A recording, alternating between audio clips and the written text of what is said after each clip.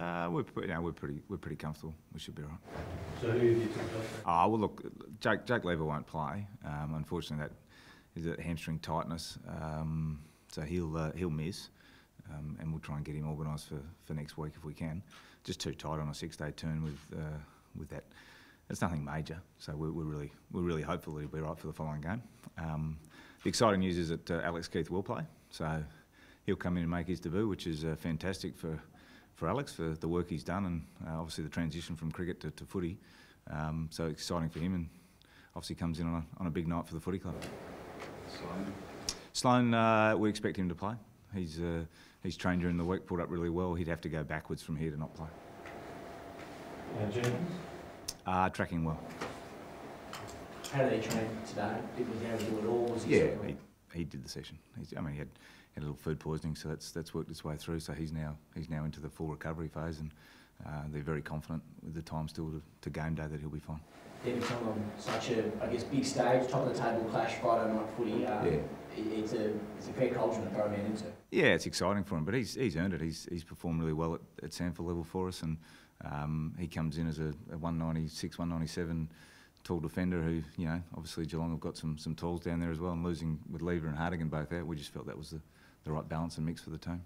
How does that work in terms of the upgrades? Where does that go for list? How do you handle those, the rules on that number of upgrades and all the other upgrades you've done? Yeah, well, he comes in, I don't know the exact details to be honest, but I think we had one spot available, so he comes in for that. Don, beating Geelong is probably one thing you haven't, or is one thing you haven't quite ticked off yet. How are you quite looking forward to the challenge of taking on Geelong? Yeah, well, for me, it's as much the challenge as more the opportunity. We've, obviously played them 6 or 7 weeks ago, and as I said at the time, I said we need some things we need to improve on and we need to learn from. And I think our recent form suggests we have, and we're playing some good footy. So for me, it's an exciting opportunity. We get to play against a really high quality side in a big game where the stakes are high, and that's what you play the game for. So it's I see it as a great opportunity for our playing group. What's the biggest challenge they throw at you? Look, they've got quality across every line. I mean, if you go through there, it doesn't matter which line you talk, whether it's forwards with Hawkins and Motlop, Menzel down there, midfield obviously, Selwood, Dangerfield and those guys, and down back they're a strong defensive unit. So that's what good teams have got.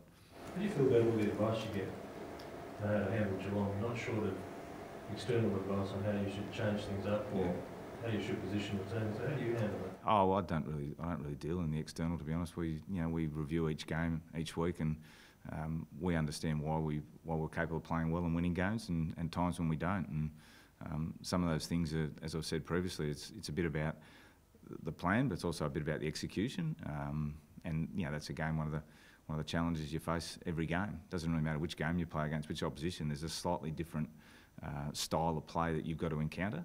And that's why I've always said it's important our style's adaptable, but you keep learning and you keep evolving, and I think that's been probably the pleasing thing over the last 3 or 4 weeks is, probably post the Hawthorn game, I think our group's taken a nice little step forward in terms of some of the spaces of areas we've got to keep getting better at, and that's why tomorrow night is exciting for us, because it gives us that next opportunity to test ourselves against a good opposition. There's some constants, like, take one example, there's always the thought of Laird and Smith, Geelong work heavily against them.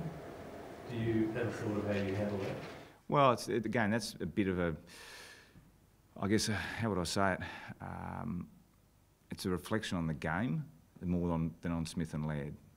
It's probably a byproduct of what happens in the game, and that's something which we train and we adjust, and then there's some key components within our game that we need to continue to do better, that we haven't done well enough against Geelong in the past. And as I said, we get this great chance tomorrow night. In what's going to be a great game of footy. When you say it's a bit about playing, so what do you think? Well, we're always adapting. In a sense, if it's constantly happening over 5 games, not all of those are yours, that there are things that probably aren't worth persisting with, I would suggest. There's some things that we can do differently, and there's some things we need to adapt to that perhaps they do that has caused us problems in the past, and that's, as I said, that's part of the evolution. You don't walk here going there's a plan that's going to work against every team, and then it's about execution as well. And there's some of those things, and most of those things, within our control. We just need to be able to adjust against the better teams, and that's that's the challenge every week. I mean, we had Carlton 3 weeks ago. We had to adjust against the way that Carlton wanted to play, and we got over the line at the end. But it was a good tight tussle. Now I don't expect tomorrow night to be any different. Don't you see what an injured Patrick Dangerfield can do? Have you done much homework on him this week? We just prepare as if he's going to play.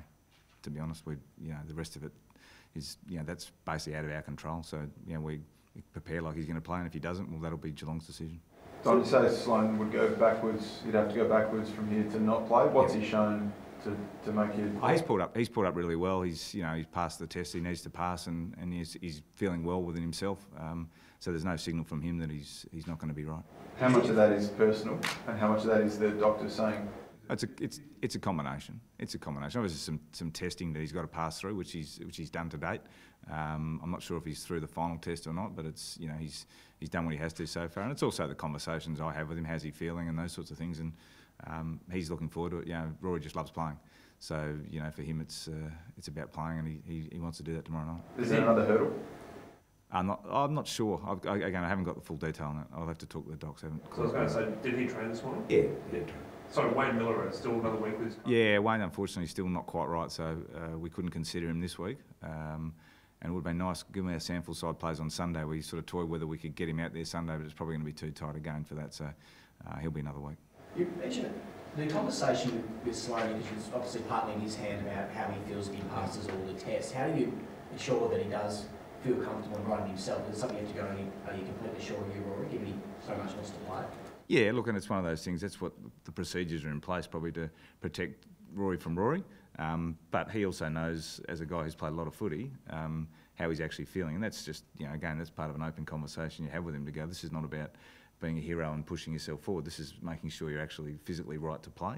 And he understands his responsibility, to, firstly to his health and his welfare, but also to the team to make sure he's ready to play and perform at a high level.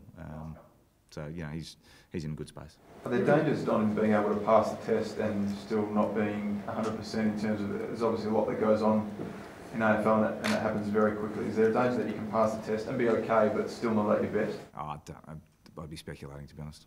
In your experience, have you ever... Look, there's, I played and was knocked out, and it's a different era though. There wasn't the same level of testing. So I think that's an individual thing. I think we're seeing some guys who get glancing blows really suffer quite long-term or longer-term sort of things, and other guys who get knocked out completely seem to bounce back. So I think it's really a case-by-case situation. Just back on Keith, what impresses you about his temperament that you can picture him in such a big game? Very competitive. He's a real strong competitor. His attack on the ball, his ball use is really efficient as well. So he's got some speed and some competitive spirit, which we like. With Jake, obviously not his sort of first hamstring injury this year, is there any concern there that this is going to continue to linger all year, or it's just something you're continuing to manage? Yeah, we just keep managing it. As I said, it's not a major, so it's not like he's going to miss. We're hopeful he's going to miss just this week. And obviously, as I said, the 6-day turn made it hard. But we'll continue looking at that area as well. I mean, like we do with each injury, how we rehab and how we recover and how we strengthen our players in those areas where they might be suffering some repeat injuries. We'll continue to do that. Did you play with any Shield cricketers that made the change to AFL football? It's good to have a few more cricketers in the AFL system, isn't it? Yeah, well, you'd say that there, wouldn't you? Yeah, as a former cricketer. So, look, it's just great. It's another, we had Huey Greenwood earlier in the year come in from an alternate sport background, and Keithy to do what he's done is fantastic. And I know, he can't get the smile off his face at the moment, so it'll be a big night for him. So we look forward to it.